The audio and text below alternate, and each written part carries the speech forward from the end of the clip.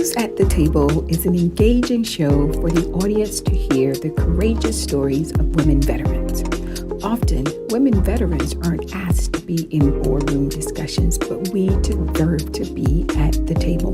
Business leaders should want us there because we are innovators, creators, entrepreneurs, critical thinkers, mission-driven, and vital to their success. Hello, everyone. Welcome back to Who's at the Table. My name is Sharissa Jackson, and I am the host and creator of this wonderful interview series of women veterans. I'm so proud and honored to bring this interview series to you all so you can hear about wonderful women veterans and what we're doing out here in the community. Oftentimes, we're not asked to be at the table, but we're deserving to be at the table to make those decisions. And for those people that don't have women veterans at the table making those decisions, you need to have us there. I'm so honored to have a wonderful, inspiring guest with us here today. She is none other than Ms. Denetra Hampton. Thank you so much, Ms. Hampton, for being here today. How are you and what's going on with you? Well, thank you for having me. And, you know, it's wonderful to see you again. I have been following you for quite some time. And, you know, we go way back. We have a lot in common besides just being veterans. But it is so great to see you. And, you know, thank you for having me. You're so welcome. And you're absolutely right. We go way back from when you had your organization for Nurses by Nurses. And as a matter of fact, I was going to wear my shirt today. And I was like, you know what? I'm not going to wear that today, but I want you to know that I love that shirt. We're both nurses. A lot of people don't know that. We were both clinicians in the military. And so for us to have met in that way, it continues to be one of those important moments in my life to have met you coming and supporting your For Nurses by Nurses platform. So thank you. Likewise. It's wonderful to have met you and to see you grow and flourish and now have such a wonderful platform. It's absolutely amazing. And I'm so honored to be here. So let's talk about, you said you were in the Navy. So let's talk about your military career. What was that like? And first of all, why did you choose the Navy over all the other branches? What happened there? Well, you know, I did 22 years in the United States Navy. And, you know, I went from enlisted to the officer's rank. So there was a collaboration or a marriage of how I served in the Navy, which was great for me. I like to think of it as grassroots. You know, when you go from being enlisted to officer, there's a certain stinge there that you come with. And, you know, I did the Navy because that's what I knew. My family members did the Navy, so that's what I had heard about. And so with that hearing, I ventured into that. And it just became the standard for my growing up, my background. And so I went into the Navy. And it served me well because I'll tell you, even after, you know, post-Navy, I wouldn't change a thing. I'm glad that I did the Navy because it has given me so many things that has allowed me to operate in the space that I am in today. And I think another coincidence is I, too, was enlisted. I came in as E1 and I crossed over as an officer in the Air Force when I became a nurse. And so it kind of builds you a different kind of way when you start on the enlisted side and then you cross over to an officer side. Yeah. And I don't think a lot of people understand what that does and how we become better leaders from my perspective when we are enlisted and go to the officer side. So what's your perspective on that? Well, you know, entrepreneurship. I am a solo entrepreneur to speak, you know, and we know that entrepreneurship is hard anyway, but when you're doing it from a solo perspective, it's double hard. Well, you know, being in the military and having had that background of being enlisted to officer forms kind of a resiliency. I think there's a certain pedigree there that allows you to function outside of the military in a way that has, you know, hemorrhaged over to my entrepreneurship and has allowed me to be successful in this space. So being enlisted allowed me to develop relationships, gave me that foundation of developing solid relationships, which I use today. And then, you know, going into the officer rank the way that I did was a bridge that allowed me to develop how I create and how I, tell stories, because that was a story in itself for me, going from enlisted to officer. So now, functioning as an entrepreneur and a storyteller, all of that has come together and allowed me to do what I do today. So did you always have that entrepreneurial spirit even when you were enlisted, or do you think it happened when you became an officer and knew you were going to transition? When did you get that bug, if you will? No, never thought I'd be running a business, and I definitely never thought I'd be producing film. So I tell you, I think there's a time for everything. And I think when that time comes, you become aware. The universe has a certain way of introducing things to you. Mm-hmm. And it has a way of preparing you for the next big thing. Mm-hmm. And I call that, that's how things happen for me. I never imagined after doing 22 years that I'd be a business owner. And I never imagined that I'd be producing documentaries. So all of that came as a preparation from being in the Navy. I mean, the small things matter. I mean, we never know how things are going to develop, but they all developed me into being who I am today. And so when you decided to cross over from the enlisted to the officer corps, mm-hmm. Was that an easy transition for you? It was. I mean, going from enlisted and going to nursing school, I graduated from Hampton University, going to nursing school, getting my nursing degree, and then coming back in as an officer. It was pretty easy. I think, I had already did 15 years as enlisted. And so I had that foundation mm-hmm. of what, discipline was. And so it was just a matter of carrying out that discipline. And, that's what we did. And we ended up being, in the nurse corps. So here we are now, retired lieutenant. And it all served me well. So, yeah. And so how was your transition afterwards? Because you went from enlisted and then you did an officer, you did 22 years. How was your transition after the military? That wasn't easy. And, because when I left the Navy, I didn't want to leave the Navy. Oh, wow. There was a situation that occurred that forced me to have to retire. And that decision, and again, life happens as it should. And it reveals as it should. And I say that because it's true. I didn't leave because I wanted to. I left because there was a decision that I had to make. And that decision forced me to have to retire. Okay? Mm-hmm. And upon that retirement, I did what everyone else would do when you get out of the Navy. You look for a job. Mm-hmm. Go looking for a job. But in that search, something happened between me having created this course, this NCLEX course, mm-hmm. that helped nursing students, you know what the NCLEX is. They can't pass the nursing test. That's our professional license to practice. Mm-hmm. And, if you can't pass that test, then you can't practice as a professional nurse. That's the livelihood of people. But I created this course that allowed people to pass. Now there was a distinct difference in my course and a regular course, which I like to say, because I only taught students who had been out of school 10, 15 years. Mm. My longest has been 25 years. Whoa. And you know what? They're registered nurses today. Wow. So there was a particular thing that I concentrated on. My craft was that area. And so all of the students who came to me over the past 10 years, because I retired from the Navy, Sharice, in 2010. We're in 2020. Wow. And I started that craft in 2010. So all of the students who have been through my particular course, on an average, they've been out of school 7 years and have taken that test 10 times. And they're nurses today. So I had a particular arena that I mastered. And I think that is the impact that shaped who I am today. And the lives that came out of that course, they have created who Denetra Hampton is today. Those nurses who came through my course, they forced me to learn, research, develop, create, all of that was a part of who I am now, what you're witnessing today. And it all came from that transition, that forced transition.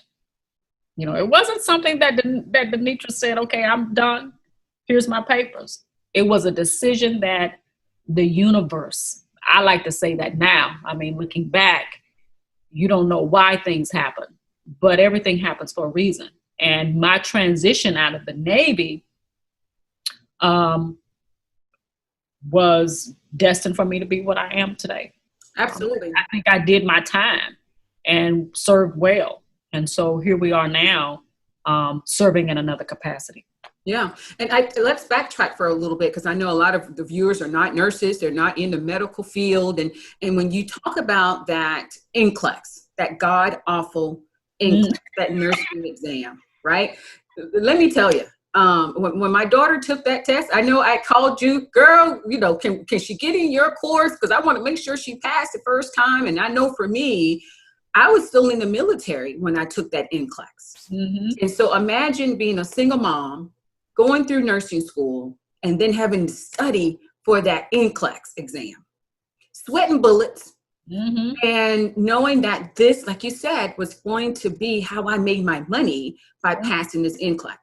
So tell the viewers how important and how hard is that NCLEX, because like you said, there's nurses who take that test 5, 6, 7, 8, 9, 10 times because they know once they get that RN behind their name and get that nursing license, that's where the money is. So tell the viewers, how difficult is that test and why was that your niche? Did you see something in the community that said, I need to help these nurses, these students? What was it? Well, it wasn't a niche, it was my call. Oh, I love it. Yeah, it wasn't a niche, it was my call. And I say that because I had never did it before. I had never taught people, particularly people who had been out of school that long. I had never taught school before. My first teaching lesson was the NCLEX. I didn't come out of an educator, Denetra? You weren't an educator? I'm not an educator. I'm a grassroots production. Whoa. And you know, I had never did this stuff before, but, you know, when the students came to me, you know, God didn't send me the student right out of school because, you know, if you can pass the NCLEX, you can pass the NCLEX. You don't need anyone, really. I mean, we have these things out there, to tell you the truth. I've been doing this for 10 years. We have these courses and stuff, but a student who has been prepared in their nursing curriculum, and most curriculums prepare the students the way that they should. Mm-hmm. Foundation of nursing science is the thing that helps you pass that NCLEX. When you don't have a solid foundation of nursing science, it's going to be really difficult to pass it because that's what the NCLEX is based off of, facts, not fiction. It's based off of facts. And if you don't know the facts of nursing, you will have an issue passing it. And facts come from our science. That's what it is. It comes from science, and that's people who have a deficiency in the nursing science. And I understood that, and that became the foundation of how I built my course. And when I did that, I saw the difference in the students, and the students became able to understand their deficiencies. And once they understood their deficiencies, they were able to apply that to that NCLEX, and then they were successful. And the thing about passing the NCLEX is that a lot of students get so down on themselves thinking that, you know, I can't pass this test, something's wrong with me, but it's absolutely nothing wrong with those students. Those students have went on, they on the front line right now. And in this pandemic, and they are serving in ICUs, serving in some of the most prolific institutions in the country. And if they don't tell you that they didn't pass that NCLEX, you don't know. Because that's how good they are. Not being able to pass that test has to do with deficiencies in certain things, not deficiencies in the people. And I recognize that. I recognize that it's just a deficiency in a certain area. And to me, that was nursing science. And I think that's what causes it to be most difficult, because science is hard. Mm-hmm. Science is hard. And it's awesome how you say this was truly a calling for you, because like you said, you weren't an educator. You didn't get out the military transitioning to have a business built to help students pass the NCLEX, but this was truly your calling, and you had to build it from the ground up. And I say to you, that's a testimony to your fortitude to say, I'm going to do this because I want to help people. I want to be about service. And to see the impact that had and still has on nurses now. I mean, what does that do for you and your feeling? How does that make you feel? Well, I wouldn't be here if it wasn't for my students. My students made Denetra Hampton. You're witnessing, they created me. Again, I learned how to be from every transaction with my students. Every student that came into my shop or my course, they brought in a certain deficiency. And me being able to learn from that created a certain thing in myself, whether it was resiliency, whether it was critical thinking. And you have to remember, when you're creating something from scratch, that's grassroots. There's no better learning. So I learned from them just like they learned from me. And their process created a process in me. And that's how I became the Denetra Hampton that you're witnessing today. But they, in my opinion, this is what I always say, they are all a part of me. I carry them everywhere I go. So when you see me, you see the people. Because I was told a long time ago that impact is about the people's lives that you touch. You want to be like HeLa cells, DNA. You want to be like Henrietta Lacks. You want to be able to insert yourself into another person. Because when you insert yourself into another person, you live forever. And so when I see my students excelling and doing well, one of the things I've learned about storytelling is that everyone has a story. But if you have created something or did something in a person's life and they can't tell their story without mentioning your name, then you've done a good thing. Because everyone has a story, but if they can't tell it without mentioning you, you've done a good thing. So I know that every nursing student has a story, but they can't tell it without mentioning Miss Hampton. That's a good thing for me. When I think about that, that's a good thing. You like, I'm good. That's a good thing. Oh my goodness. I mean, I think it's awesome just to be able to give, those students hope. I mean, and we talk about hope all the time when it comes to women veterans, and they're them getting out of the military and transitioning, and a lot of them feel hopeless because either they didn't prepare like they should have, or didn't have the career path that you and I had with nursing, that we can go anywhere and get a job. And so a lot of veterans leave the military feeling hopeless, but you've given and continue to give hope to these students who just need that Ms. Denetra to be able to say, look, it ain't about you right now. Let's work on these deficiencies that you have and not take it so personal, because we're going to get you across that finish line. And I would say, I remember coming to Hampton Roads and visiting you for that event. And I remember one of your students was there. I forget her name. And she said that she had taken the NCLEX 7 times. And I'm like, oh my God. Number one, I wouldn't have said that out loud. Again, that's how we operate, out of transparency in the nursing field. No one announces, oh my God, it took me 7 times to pass the NCLEX. But she was brave in saying, I had taken the NCLEX 7 times, and then I found Miss Hampton, because everybody calls you Miss Hampton. I found Miss Hampton, and Miss Hampton and I worked together for months. And I was scared, and I was like, man, am I going to go down this rabbit hole again, take this NCLEX again, and not pass? Yeah. And she said that after studying with you, working with you, she felt confident. She was like, there was no way I was going to walk in that room and not pass on the 8th try. She said, I just knew it. I felt more prepared. I felt more confident, because she said her confidence was shot. Yeah. And so when I heard her say that, I was like, Well, why haven't I heard of Ms. Hampton? Why is Ms. Hampton all over the country teaching this course? Because there had to be more people like that nurse I met. And so how do people find you? Because there's a lot of students out here that are probably sitting and struggling right now. How do they find you? And are you sought after quite often, or are you kind of localized? Again, grassroots and, word of mouth has been my marketing. And, again, when you touch someone's life in that way, they tell 25 people. Mm-hmm. And that's how it has worked for me over the years. I haven't had, I'm not a big production company, but, we touch lives and we do it one student at a time. And that has worked for me. That's worked for me and it's been good to me. And so, the young lady that you met, she is doing even better. So, she is all over the place working and on the front line today. So, again, one student at a time is what we do. So let's talk about what you're doing now, because we talked about you coming in enlisted, then you crossed over, then you transitioned out, and grassroots helping nurses pass their NCLEX.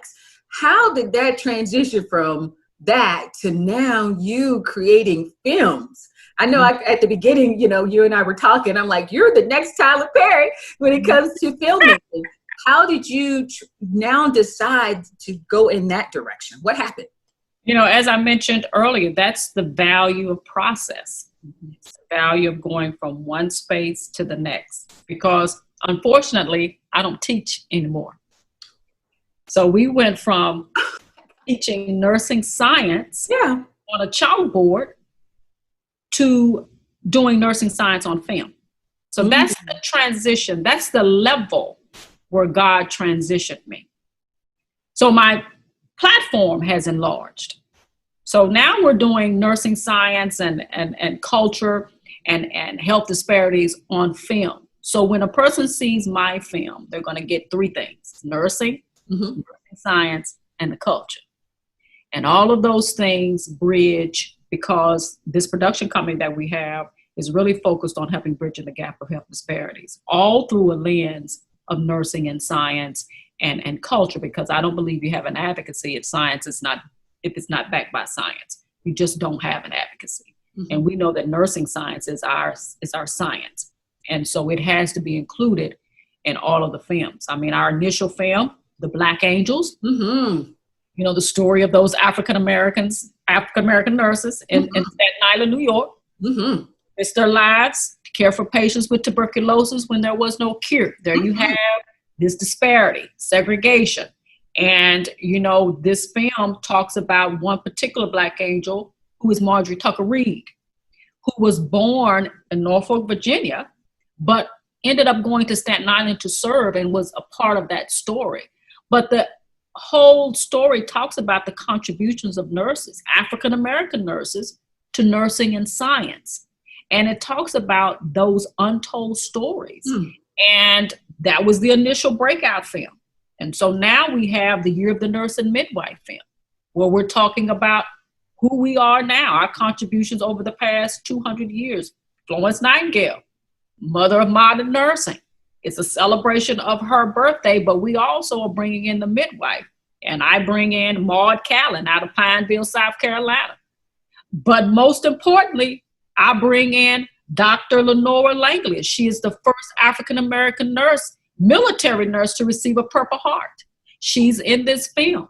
And I think it's important that the world learns about who she is, which is why we brought her in. You want to talk about veteran. Yes. About who we are. Yeah. And the service that we have done, the contribution that Dr. Langley has done. You're talking about African-American, the first African-American nurse to receive a Purple Heart.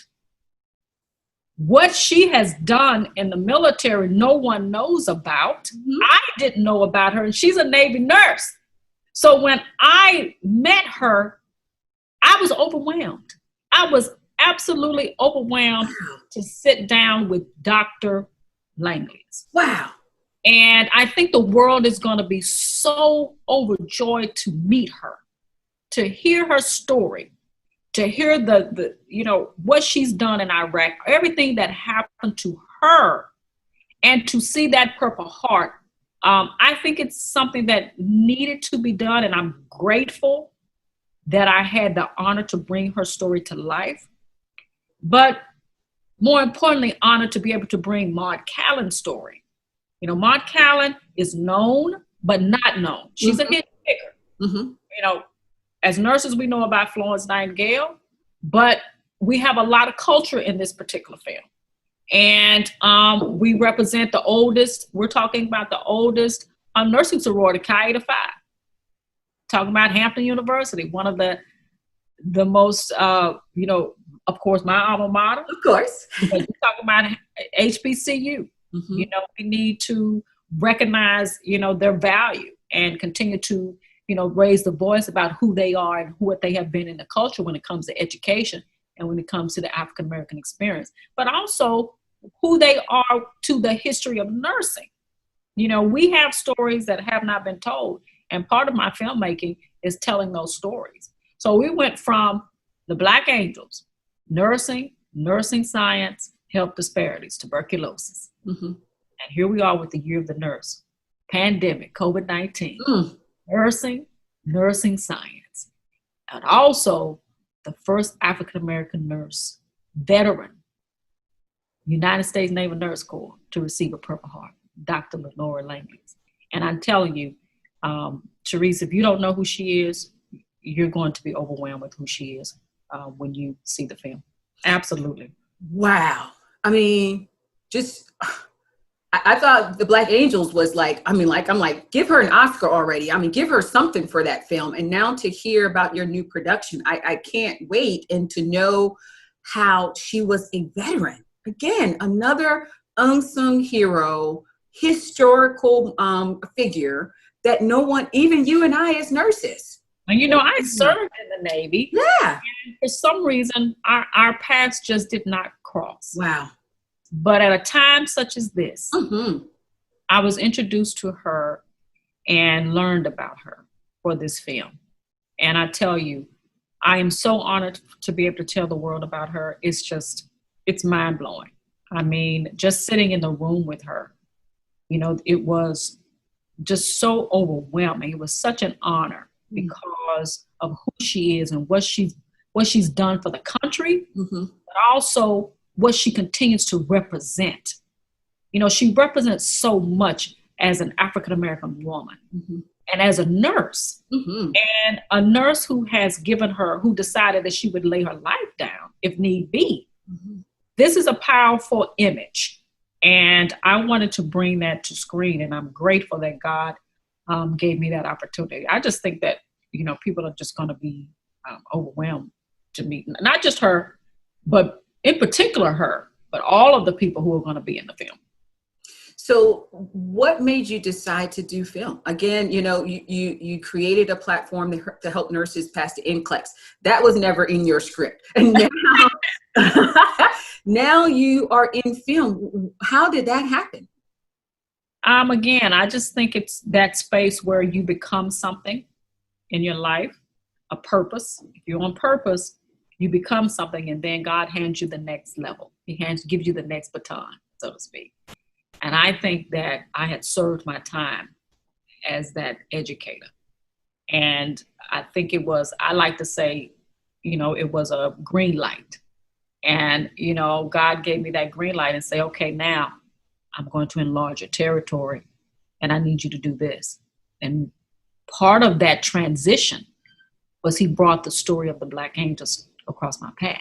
And when that story crossed my path, now you have to remember, I had never picked up a camera in all my days. That's what I was going to ask you. Did you ever pick up a camera? I had never picked up a book when I created the NCLEX. I never picked up a camera when I found out about the Black Angels. We know that the call, God qualifies those that he called. Same deal with the next level. He qualified me to do that film. And qualification came with having the right people at the right time. So he had a person who came into my life at that particular time who did film. and helped me do that film. I produced that film and wrote the script. This person filmed it and edited it and did all of those things. So I learned everything in that process. This is why you and I talk about how valuable process is. You have to trust the process, because the process is going to create in you what you need to be for the next thing. Mm-hmm. So everything that I learned with the Black Angels was grassroots, from picking up a camera to legalities to all of those things. That carried me over to the next big thing, which was the Year of the Nurse. Purpose wants you to finish the job. I finished the Black Angels, and then God gave me a bigger job, which was the Year of the Nurse. So what I brought over to the Year of the Nurse couldn't have happened unless I did the Black Angels. It's all about process, and it's all about purpose when you are running a course of destiny, so to speak. When your life is on that chain, you have to allow those certain things to happen. So I became a producer and a writer and a script writer and all of those things with that process of the Black Angels. It was a grassroots project, but I had to do it that way in order to learn it the way I needed to do the Year of the Nurse. So here we are now with the Year of the Nurse and going into another film. So all of it just kind of happened divinely. I wasn't trained. I didn't go to film school, none of that stuff, but I was qualified by, those divine circumstances. That's how I like to say it. And so here we are now on our third film, going into our third film with short stories, with short films. And the production company is moving in a direction that I think, God intended. And so what you do is you just, again, like I said to you, process is the golden key. You trust it, you learn from it, and then you become the person you need to get to the next level. So that's how everything worked for me. You speak about the calling and what you're called to do, to be on purpose. A lot of times when we don't feel like it's our calling, right? The first thing we do is question it. Am I supposed to be a filmmaker? Am I supposed to be an educator? Did you ever have those moments where you're just like, a filmmaker? Who am I? Why am I called to be a filmmaker? Did you ever have any of those moments? No. Oh. The call pulls you. And the call is like giving birth. You ask a mother, did you ever think you were having a baby? No, she knew. That's why for me, when you're not the first person who's ever asked me that. How did you know? It's a thing where I say, well, if you have to ask, it's probably not your call. And I truly believe that. People will question it, but you will not question it, because God gave you the vision. He didn't give them the vision. So people may say, why are you doing what you do? It's taking all this time, nothing's happening. But God plants that seed in you. And when he plants a seed in you, he pulls that seed. And only you can feel it. So never, not once, which is why you saw me 10 years ago, or maybe 6-7 years ago, doing one thing. And here we are now running a full-fledged production company. Oh my goodness. Which is why I wanted you here at the table to tell the viewers and to tell women veterans that where you start doesn't always mean where you're going to end up. And that there has to be a purpose, there has to be a calling, but we have to listen to our internal selves to understand what that is. And to see you go through that transition, like we both are following each other on social media. I'm like, I gotta have Miss Hampton at the table, because I remember her this way and what she was doing. And now she's off on another level doing some very creative things. And I just appreciate your strength and your creativity and your vulnerability. I mean, because I'm sure there had to be moments where you're just like, man, I could just go to bedside and, make that X amount of dollars and not have to worry about, writing and staying up, 3 or 4 o'clock in the morning with production. Did you have those moments where you would have a little flashback and be like, I coulda, woulda, shoulda? it gets hard. Yeah. I mean, nothing like this is, easy. Mm-hmm. But, when you have a certain purpose there, I think it's effortless. It's hard, but it's effortless. It's a difference. When you are doing it in your own might is when it's hard and you don't have any direction. But when it's hard and it's effortless, it's easy. And I hope that makes sense. It does make sense. That I felt moving from the years that you and I have known each other. I felt that it was difficult and I didn't know the direction, but hey, isn't that what faith about? Mm-hmm. You can't see, but you know. And that's how I saw it all. I just had to go in the direction and be, confident in the process. And that's what we did. And so here we are now, telling great stories. And so after creating your first film, Black Angels, and I saw that you guys were like a traveling production company. You guys are going all over to different states, showcasing the Black Angels. How did that make you feel? Number one, first, before we get into that, you had this vision, obviously, that this story landed on you. You said you wanted to put it on film. You started that process, and then you completed that film. Yeah. And then you put that film to the test and had viewers. So what was that day like, your very first time showcasing that film? This is your first film. What was that feeling like on that day when the lights went down, the film was on the big screen, people were sitting in the audience? What was that feeling like? And then when the lights came back on and you got the feedback, what was going on inside of you? Well, I tell you, during the filmmaking, Sharice, of the Black Angels, the Black Angel that I had the privilege of meeting, Marjorie Tucker Reed, she died during our production. So, that was probably one of the hardest things for me because I knew that God had sent me to tell her story. So having that on my shoulders was another thing that kept me moving to finish the project, because Marjorie her story had not been heard. And I knew that God had given me that job to tell her story. You're talking about someone who had the kind of courage that we could never dream about. And, the type of grace, and meeting her and talking to her and her family gave me my why. It gave me why I was doing what I was doing. There was nothing before that compared to who Marjorie Tucker Reed was.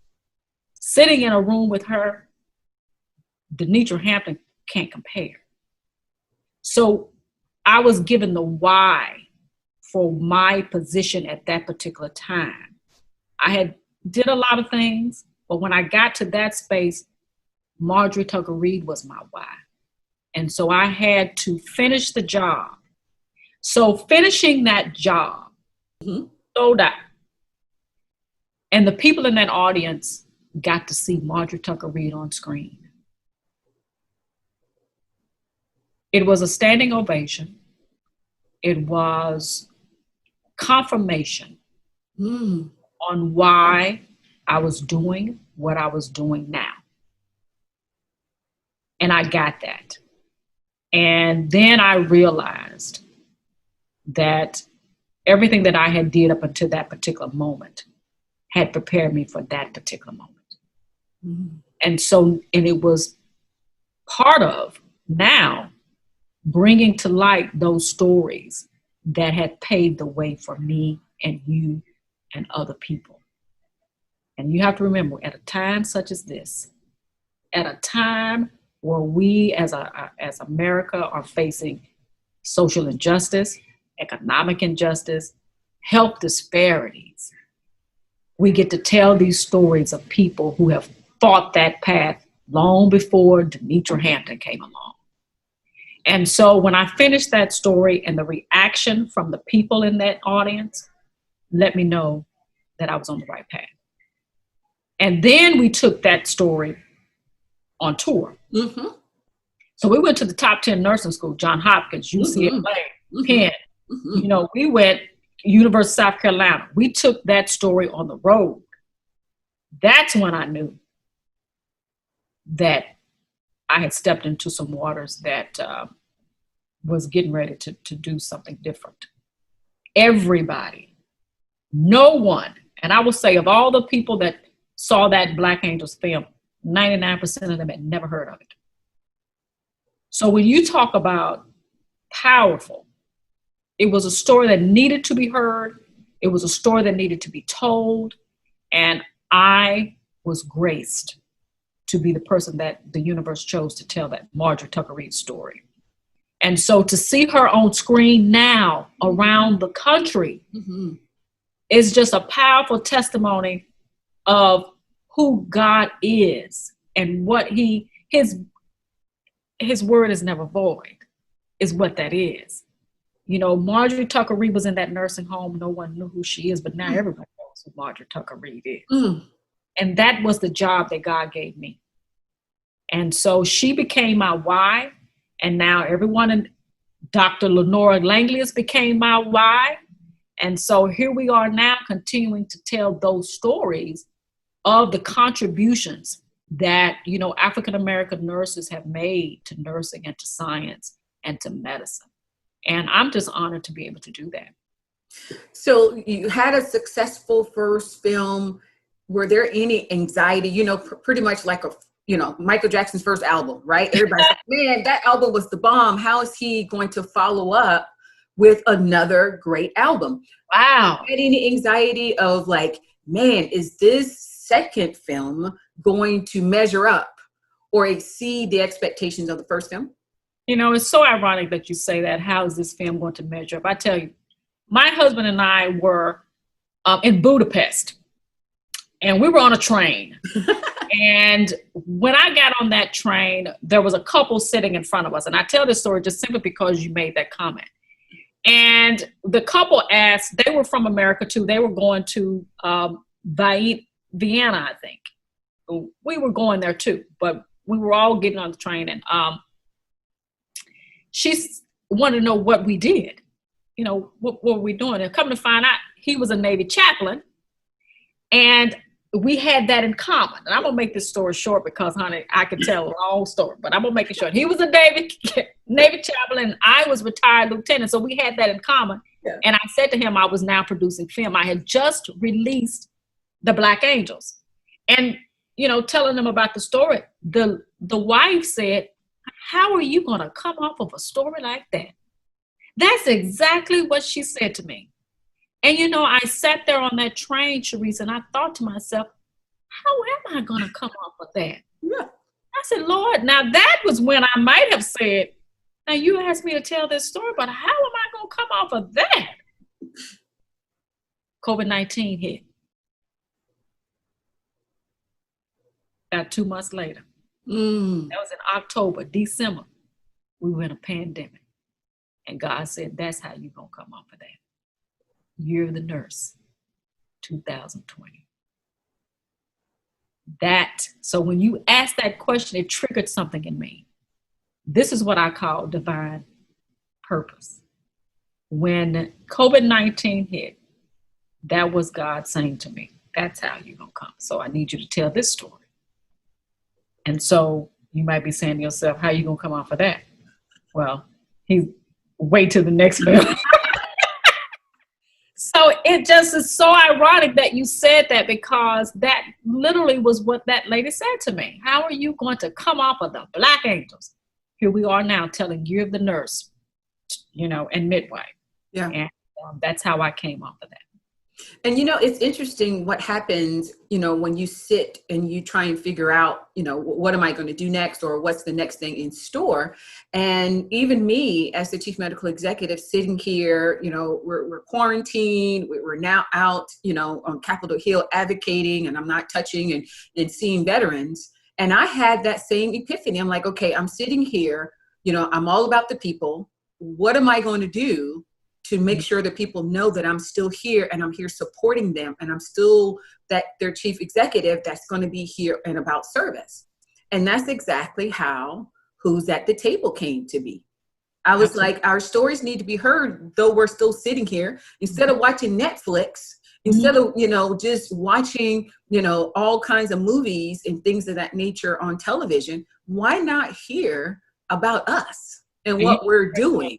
You're doing a fantastic job. It's just coincidental that even with you and your experience of your second film, that epiphany came to me as well, that why not use COVID as an opportunity to tell stories, to hear stories of triumphs and challenges and obstacles, and us being out here doing great things. Because like you said, stories need to be heard. And so no anxiety about your second film, huh? None? None. None. That is amazing. It's fantastic. And I say fantastic, not so much in the evaluation of the film, but fantastic because of the people who have contributed to it. And I'm talking about from leadership all the way up to the science of it. It is going to be riveting. And I hope that everyone who's watching this will go out and register for it and be ready to watch. It's going to be fantastic. And so I think it's important for the viewers to know that, once again, here you are as a woman veteran.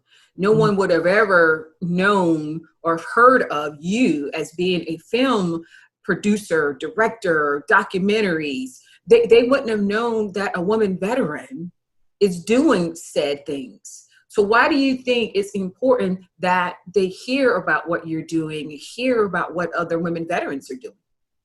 It's so many reasons for that particular question. But I tell you, one of the main things is that, veterans have this stigma about, what we can be or what we have been.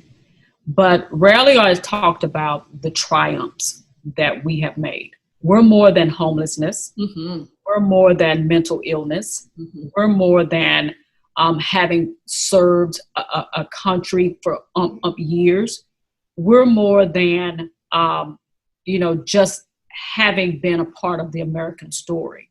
We are also part of creating in people's lives, because in my case, not only did I serve 22 years, but after leaving the Navy, I came out and did, social impact, did a social mentor. And that is serving the community. And it's just not me. It is other women veterans who are doing those type of social impact mentors. And that comes from the resiliency that we have all acquired, the pedigree that we possess from the service that we have contributed to the American story.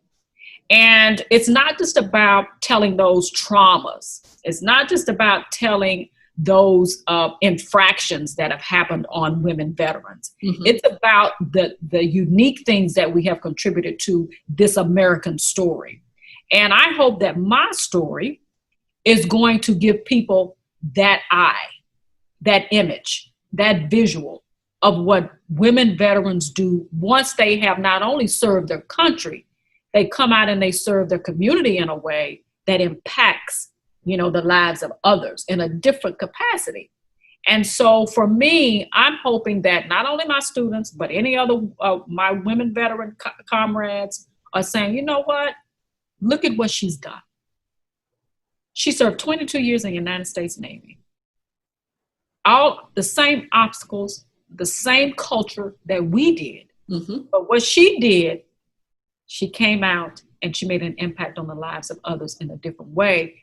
And now look what she's done. She has a production company and she's telling the stories of people. Now, this is a different way that people image, they envision women veterans, because we tell all these traumatic stories about who we are, but we're so much more than that. Even those who have suffered, they are so much more than that suffrage. And I think that, the platform that I have, I hope that is going to be a voice for that. And, just like what you are doing, it's a voice for not just what we as sisters suffer in the military, but that when we leave the military, we have so much more that we can give. And that's my story, giving to people in another way that people can envision the woman veteran. I think it's inspiring. I think it's empowering as well, because like you said, you know, most people that think about women veterans, considering the situation that we're in now with the military sexual trauma and things of that nature, we all know about veteran suicides. We tend to go in that direction on a veteran because of that's what we see, that's what we hear, that's what we read about. But that's why it was important for me to bring you here to the table so people can see that we're so much more than that. Not that those things don't matter, not that those things are not important, but we're also on the other side of things as well, where we are triumphant. We are great CEOs, great filmmakers, great people out here producing, editing, and there's so much more to us than those traumas, if you will. So I appreciate your sentiments about that. But I know you and I can talk forever because we're those kinds of people, right? So, so we're going to go into my favorite part of the interview, which is the rapid fire part. And I think it's really cool because you're creative. So I know some of your responses to these rapid fire fill in the blanks are going to be really, really good. No, your rapid fire is pretty hot. They're meant to be hot. So we're going to get started here, but I know you're going to knock it out the park with some great answers. So the first one, I start off slow and easy, and then, you know, they kind of get a little bit more spicy. So the first one is, my life without the military would have been? Absolutely nothing. I believe that. I believe that everything that we did in the military created who you are witnessing today. Wow. Being creative has helped you tell great stories. Creativity allows you to shape what people may not see. And so that creativity brings it out of, you know, we say hidden figure, but the storyteller can bring out the hidden figure in a story. And so who would you say is the hidden figures that you have put out there so far? Well, we just talked about Marjorie Tucker Reed, and now we're talking about Dr. Lenora Langlius, and of course, Maud Callan. These are all people who have contributed to nursing and medicine and to science in ways that, you know, we only read about or that we think about, because none of them are in our books, but we just think about what those people are. But now we can visualize them on screen. And I think that's pretty creative.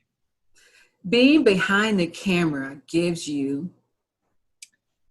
I don't know. You know, being behind the camera now, I'm not so much behind the camera. I am a person who makes it happen.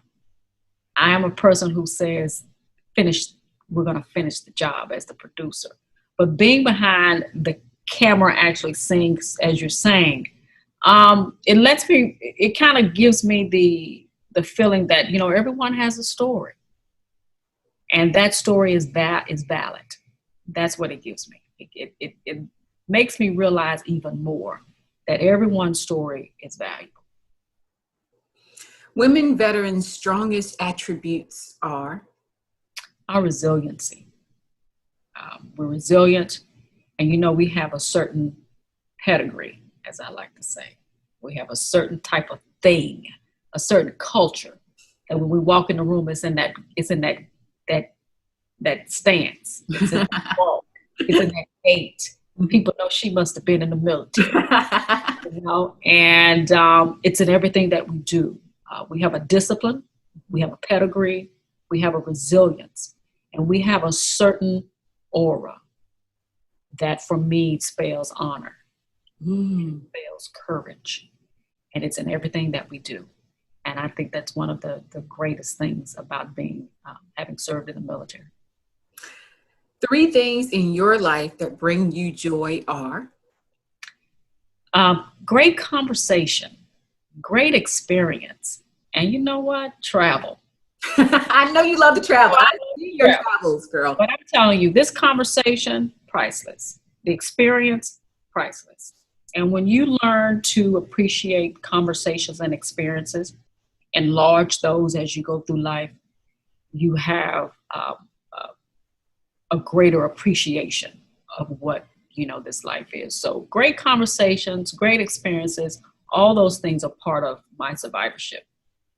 And so I know you travel a lot, Denetra. What does traveling do for you? Are you just that inquisitive about new locations?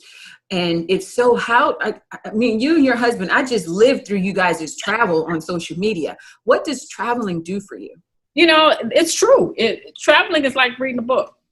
I think I have learned, military, we go a lot of places, but it's nothing like doing it socially.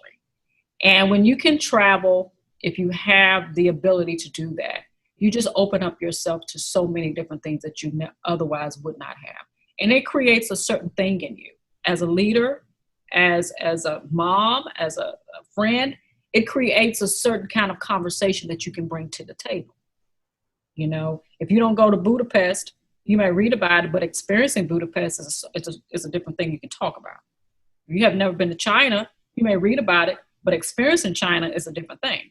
That's another conversation. And so traveling does that for me. It offers up, those experiences that I can contribute to so many other great conversations, but also it builds capacity. Travel for me has taken me into, situations that I otherwise would not have gotten an opportunity had I not had all of those traveling experiences. And I really believe that. So, and it, travel brings on a certain energy. People know whether you're well-read, well-fed, and well-traveled. Say that again. Well-read, well-fed, and well-traveled. You know that by the moment you walk in the room. And those are things that I like to acquire over time, is having read a great book, great food, and having experienced the world. And you've done that. I mean, and I'm sure you probably can't count your fingers and toes where you've been, because you guys seem to every year, outside of COVID, that is, you guys go to very special places. You have to be deliberate about, that. You have to be that part of your life. Yeah. And we have done that. So it's been a good ride.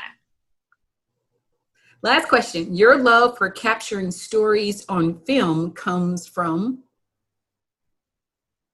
Again, I have to go back to my call. It has just been, the thing that, the universe has decided. And when the universe decides, it's all good. Anytime you're on purpose is joyful, and joy is happiness. So I think it just comes from that ability to have purpose in your life. And that allows me to be able to tell another person's story, because when you're happy, you can insert that into other people. So that's what storytelling has done for me. Well, we're going to wrap up here. Denetra, like I said, you and I can talk forever and ever. But before we go, I want you to talk to those women veterans that are watching your interview and give them a message of hope, if you will, considering the times that we're in right now. We're still in the quarantine. We have the Black Lives Matter movement going on. We all know what's happening with justice for Vanessa Gillen and things of that nature. And some women veterans can be sitting and they're not in a good place right now. Give them a message of hope, if you will, before we close. I recently, and I'm going to go back to, my initial, gift, and that was education. My last student was a Navy nurse, and she couldn't pass that test. But of course, we know that if you don't pass that test, you lose your career. Yeah. And she's now a nurse. So we were able to get her through the course. But I bridged that into your question because she was so devastated and she was so down, and she had a family. And so this test was going to affect her livelihood in so many ways. So what I say to, veterans, and I said this to my student when she passed the test, and I said, you see, you are so much more than what you originally thought you were. Even though she had already served a lot of time, it was this one obstacle that was going to determine how far she went. But she had to dig into other things to remove that obstacle. other things beside that service that she had already done. She had already done 10 years or whatever, but that didn't help her at that particular time. It was this obstacle where she had to dig into who she was to remove it. That fear that she had, she had to dig into that. So what I say to veterans who are out there who may be suffering for whatever the reason may be, find a space that you can go to, that you're not fearful.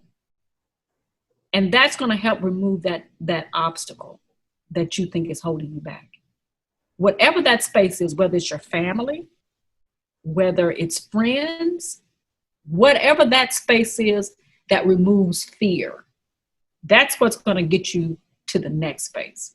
And, we have so many things that people talk about, Sharice, when it comes to women veterans, as we mentioned, the traumas that we faced. And I'm a part of that. One of the reasons why I was able to transition out of those things and conquer all of those things is because I believed in the process. And I go back to that, and I hope that people who are watching me understand that process is everything. It's one of the most valuable things that creates the whole. Don't be afraid of the process that God has given you, whether it's trauma or whether it's joy. Understand that everything happens for a reason. And if you can get to that space mentally and physically, you're going to be better for it in the next phase. So as women veterans, we have acquired a lot of things. We've acquired, honor. We've acquired courage. We've acquired resiliency. We've acquired all of these things.